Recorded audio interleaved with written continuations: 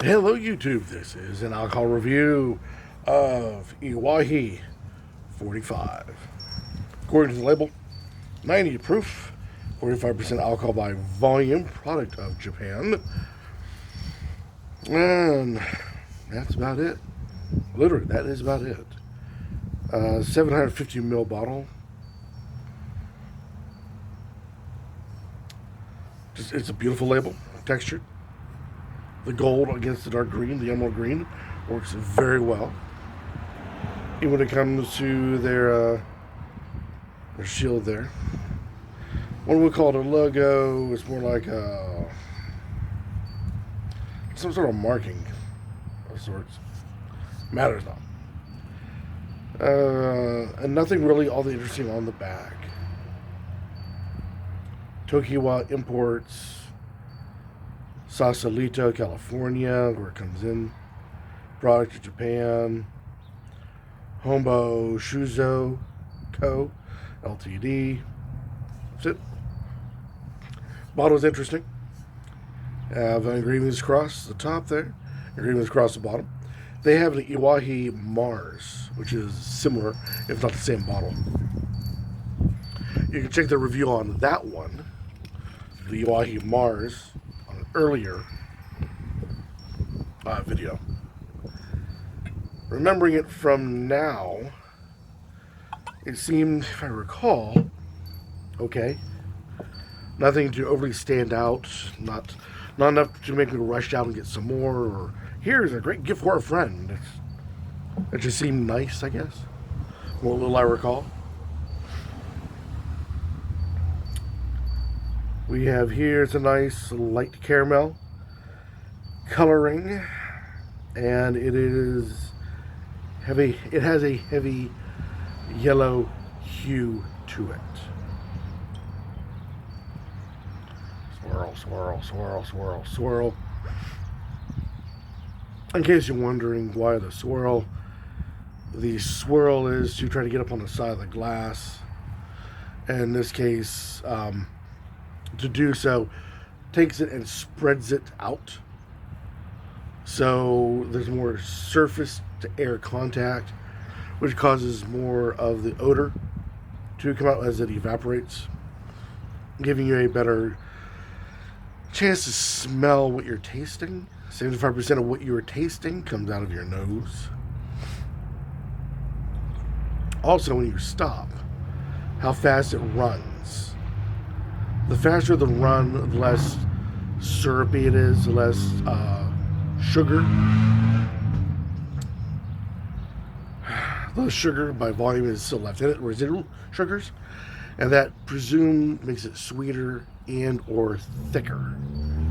In this case, it runs fairly quickly, so we're not looking at a whole lot of sweetness in this, and it should have a rather watery mouthfeel by the look. Now be careful, just because it looks that way doesn't necessarily mean it's going to be that way. It's just a predictor at best. So, yeah, it is apparently light on the sugar. It's going to be watery. Give it the nose. And this is where it gets strange.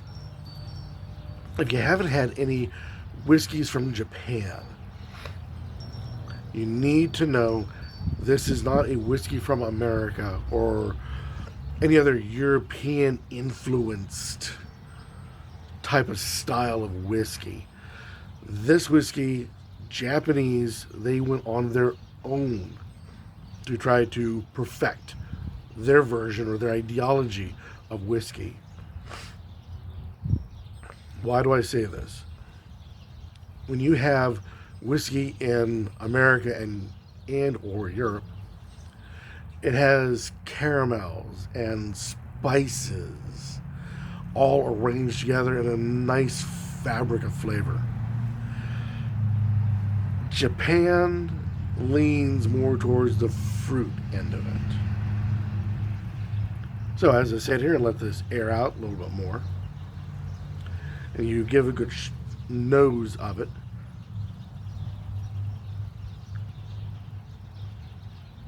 first thing that hits me is not caramel, not vanilla, not cinnamon and other spices, but what hits me is orange and lemon.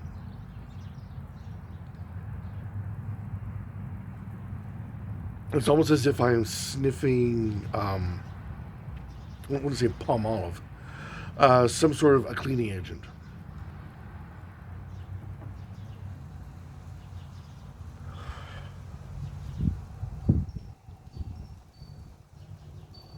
And then you get hints of caramel, hints of other spices.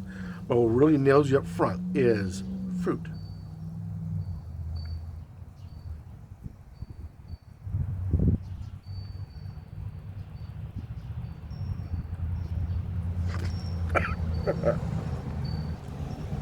Pardon.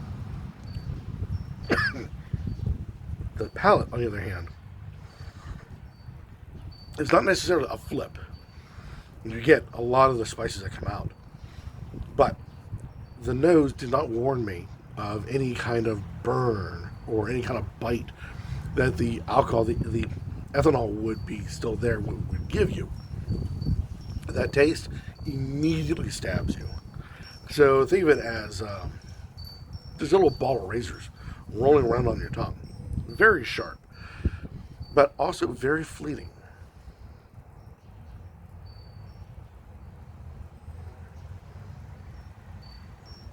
Mixed in with it, orange, the lemon, predominant, and then comes in with the caramel, the cinnamon, the vanilla, what you're expecting. But still, dragging along with it, it's about a medium hang time on this. So dragging along with it are the sharp edges of the ethanol. Now, my suggestion would be is to let this sit and air out for a while. And by the way, the neighbors are driving right here. Also get a new muffler in your car. But with that aside, let this air out.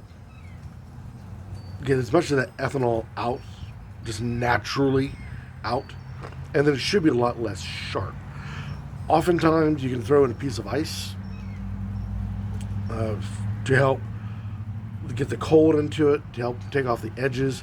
But this is so many subtle layers and flavors that it's best not to. Which also means it's, in my humble opinion, it's best not to go and use it as a cocktail. Use another kind of bourbon for that, or whiskey for that. This should be taken straight, neat if possible. But like I said, let it sit and air out and get rid of some of those sharp edges.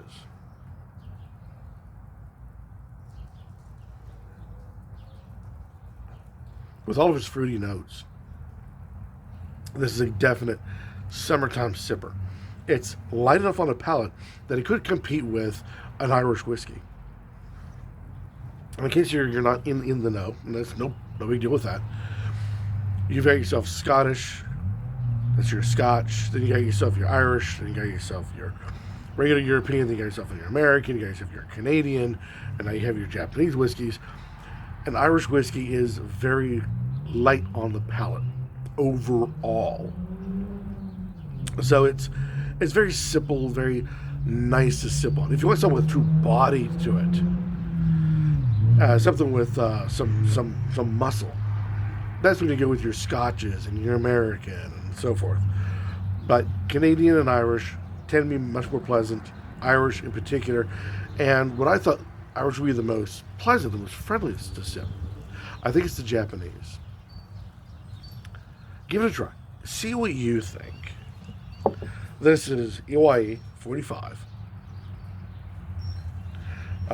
Any comments about this down below, be warmly accepted as always.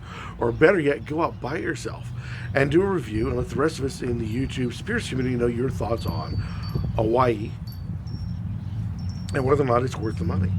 Talking about the money overall, it was about mid-ranged when it comes to bourbons in the area. That all flexes with the taxes of your government and availability and so forth and so on. So I never really put a whole lot of value in cost comparison. But as it runs, it's about middle of the road. Yeah, about middle of the road. I'm going to think about it. Give it a try. See what you think. Yeah, until next time, keep on drinking.